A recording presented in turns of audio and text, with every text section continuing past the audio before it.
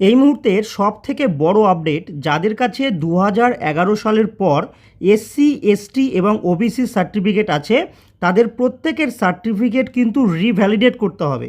অর্থাৎ অনলাইনে আবেদন করার পর এসডি অফিসে কাগজ জমা দিয়ে তাদেরকে রিভ্যালিডেট করতে হবে।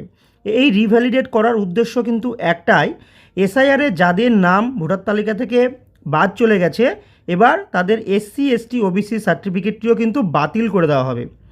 বিশেষভাবে সেই সব ক্ষেত্রে নজর দেওয়া হচ্ছে যেখানে যথাযথ বংশগত প্রমাণ মানে লিঙ্কেজ প্রুফ ছাড়াই শংসাপত্র নেওয়া হয়েছে অথবা যাদের নাম বর্তমান রাজ্যের ভোটার তালিকায় নেই। যদি কোনো শংসাপত্র অনিয়মের মাধ্যমে ইস্যু হয়েছে বলে প্রমাণিত হয় তাহলে সরকার নিম্নলিখিত আইনের অধীনে ব্যবস্থা নিতে পারে।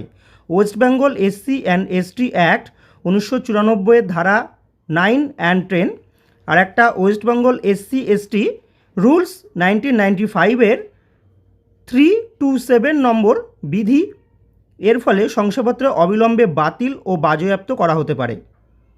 দেখুন, আমি আপনাদেরকে স্ক্রিনে 14/5/2026 একটি অর্ডার দেখাচ্ছি, যেটা কিন্তু পশ্চিমবঙ্গ সরকারের ব্যাকওয়ার্ড ক্লাস ওয়েলফেয়ার ডিপার্টমেন্ট থেকে ইস্যু হওয়া। তো এইখানে কিন্তু reverification of caste certificate issued since 2011 including through issued during Duare Sarkar programme. তো এর মধ্যে সমস্তটা লেখা আছে। তো আমি আপনাদেরকে ডিটেলসে আরেকটি ভিডিওর মাধ্যমে সমস্তটা জানিয়ে দেবো।